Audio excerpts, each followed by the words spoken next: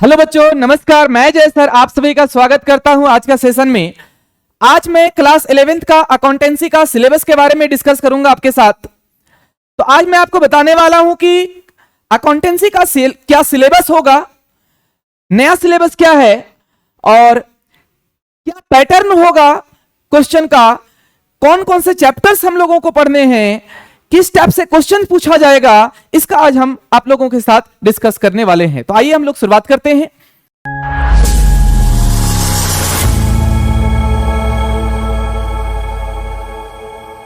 देखो, अकाउंटेंसी जो है बाबू, वो टोटल 50 मार्क्स का होने वाला है आपका। ठीक है, सबसे पहले हम आपके साथ डिस्कस कर रहे हैं कि कितने मार्क्स का होगा।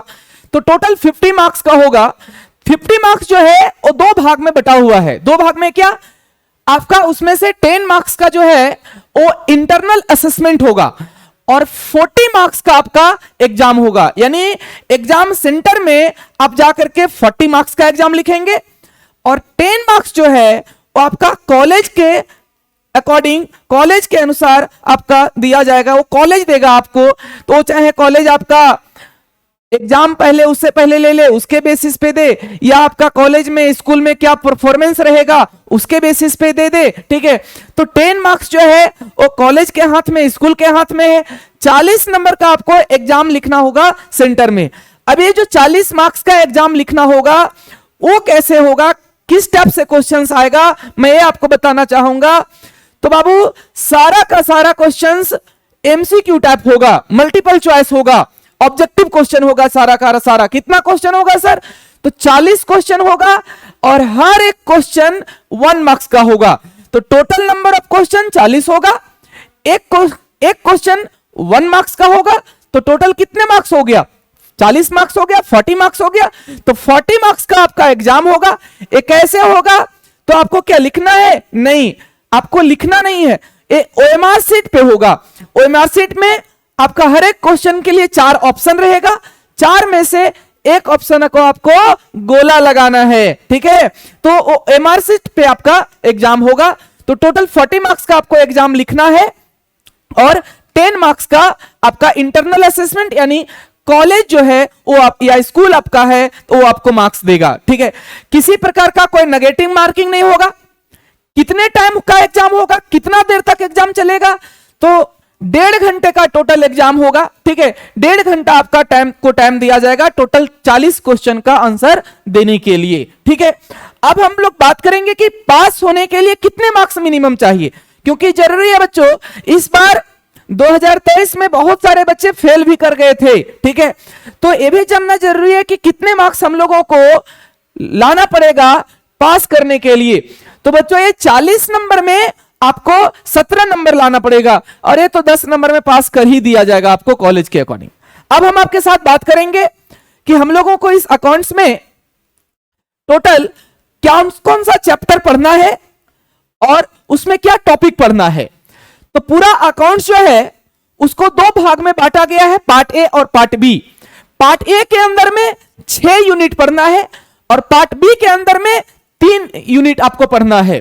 ठीक है, अब ये 6 यूनिट में क्या क्या पढ़ना है? तो पहला यूनिट है अकाउंटिंग का इंट्रोडक्शन, दूसरा है थ्योरी बेस्ड अकाउंटिंग, तीसरा है रिकॉर्डिंग ऑफ बिजनेस ट्रांजैक्शन, चौथा है ट्रायल बैलेंस एंड उसका रेक्टिफिकेशन ऑफ एरर्स, पांचवा है डिप्रिसिएशन, प्रोविजन एंड रिजर्व के बारे में, छठा आपको पढ़ना है accounting for bill of exchange, bill of exchange के बारे में पढ़ना है, और सातवां आपको पढ़ना है financial statement of sole proprietorship. Sole proprietorship मतलब एकाकी व्यापार के लिए, एकल व्यापार के लिए।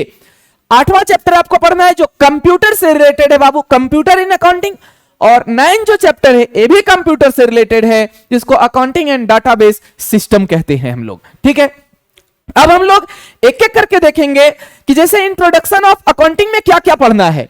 तो बच्चों, इंट्रोडक्शन ऑफ अकाउंटिंग में अकाउंटिंग का मीनिंग पढ़ना है, कॉन्सेप्ट पढ़ना है, अकाउंटिंग का ऑब्जेक्ट पढ़ना है, एडवांटेज, लिमिटेशन पढ़ना है। उसके बाद qualitative characteristics of accounting information पढ़ना है हम लोगों को, ये यूनिट 1 के अंदर में है। और क्या पढ़ना है इसमें, बेसिक अकाउंटिंग टर्म पढ़ना है। बेसिक अकाउंटिंग टर्म मतलब असेट्स किसको कहेंगे, लायबिलिटी किसको कहेंगे, असेट्स कितने टाइप का होता है, लायबिलिटी कितने टाइप का होता है, एक्सपेंसेस किसको कहते हैं, इनकम किसको कहते हैं, एक्सपेंसेस कितने टाइप का होता है, इनकम कितने टाइप का होता है, ये हम लोगों को बेसिक टर्म में बच्चों पढ़ना है। ठीक है, ये हम लोग का यूनिट 1 के अंदर में पढ़ना है। यूनिट 2 में क्या है, यूनिट 2 में है थ्योरी बेस ऑफ अकाउंटिंग।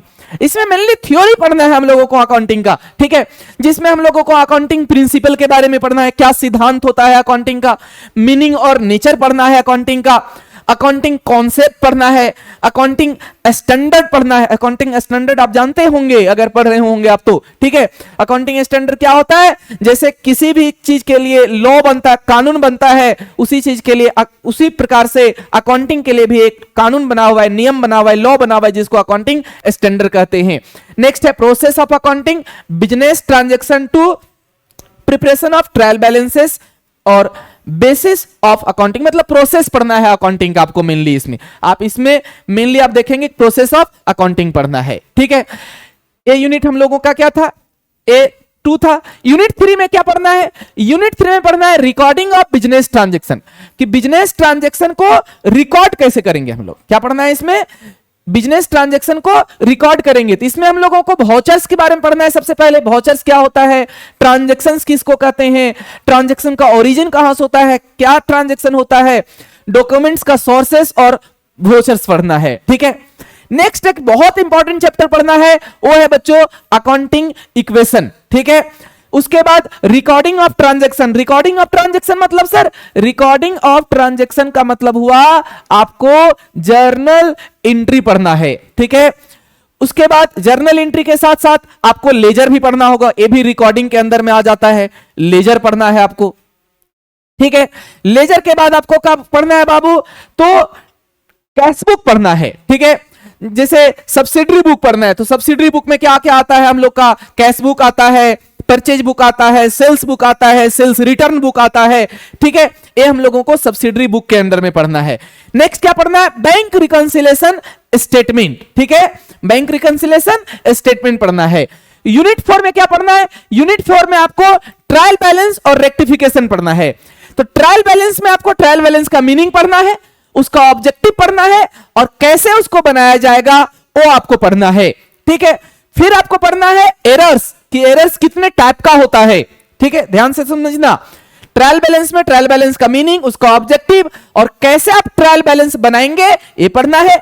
उसके बाद आप लोग को एरर्स पढ़ना है। एरर्स मतलब गलती होता है, गलती को हम लोग, मिस्टेक को हम लोग एरर्स कहते हैं।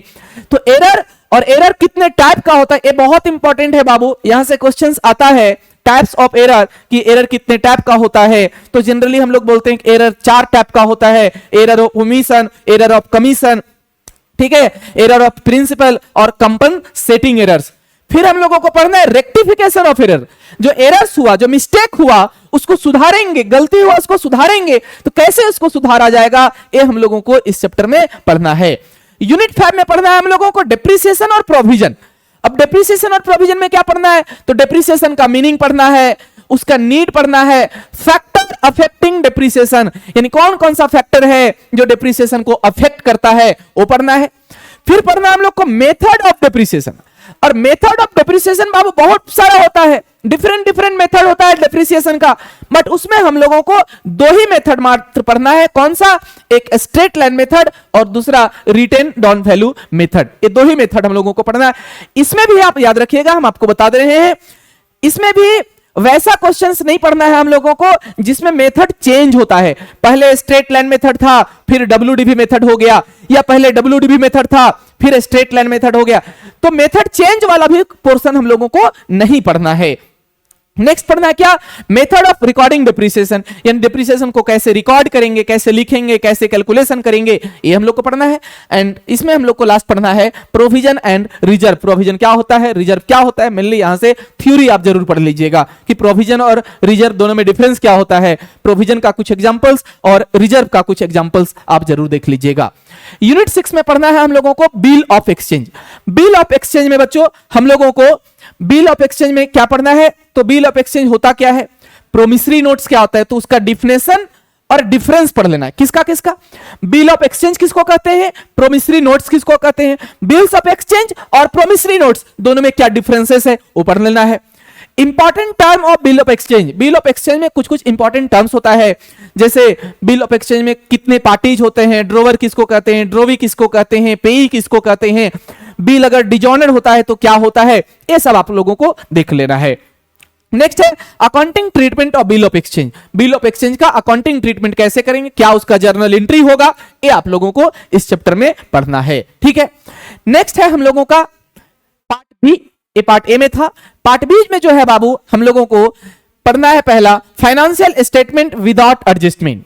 दो एक्सरसाइज इसके अंदर पढ़ना होता है, एक है फाइनेंशियल स्टेटमेंट विदाउट एडजस्टमेंट और एक है फाइनेंशियल स्टेटमेंट विथ एडजस्टमेंट। दोनों में क्या अंतर है?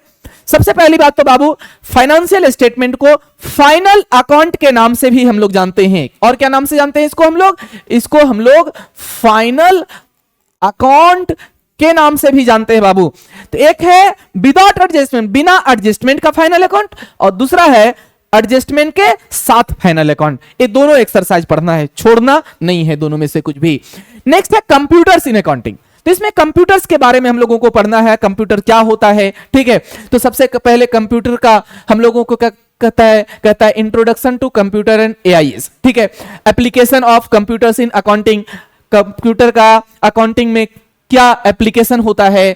उसके बाद comparison of accounting process in a manual and computerise. ठीक है, अकाउंटिंग का जो प्रोसेस होता है मैनुअली और कंप्यूटराइज दोनों में क्या है डिफरेंसेस, इसके बारे में पढ़ना है। फिर हम लोग को पढ़ना है सोर्सिंग ऑफ अकाउंटिंग सिस्टम। ठीक है, और ये था हम लोग का यूनिट नंबर 8, और लास्ट यूनिट है हम लोग का अकाउंटिंग एंड डाटाबेस सिस्टम। इसमें जरूर पढ़ लेना डाटाबेस सिस्टम। डाटाबेस सिस्टम बहुत बार पूछता है। ठीक है, डाटाबेस मैनेजमेंट सिस्टम करके पूछता है, DBMS इसका फुल फॉर्म भी कभी कभी पूछता है। तो इसमें हम लोग को accounting of database management system पढ़ना है और concept of entity and relationship पढ़ना है। तो ये था हम लोगों का अकाउंटिंग का सिलेबस 2023-24 सेशन के लिए। आप को शायद समझ में आ गया होगा अच्छे से। ठीक है, तो आज हम आपको बस इतना ही बताने वाले थे, इतना ही बताने के लिए आए थे। थैंक यू सो मच आप सभी को इतना समय देने के लिए। फिर हम लोग मिलेंगे अगले कुछ क्लासेस के साथ। Bye bye.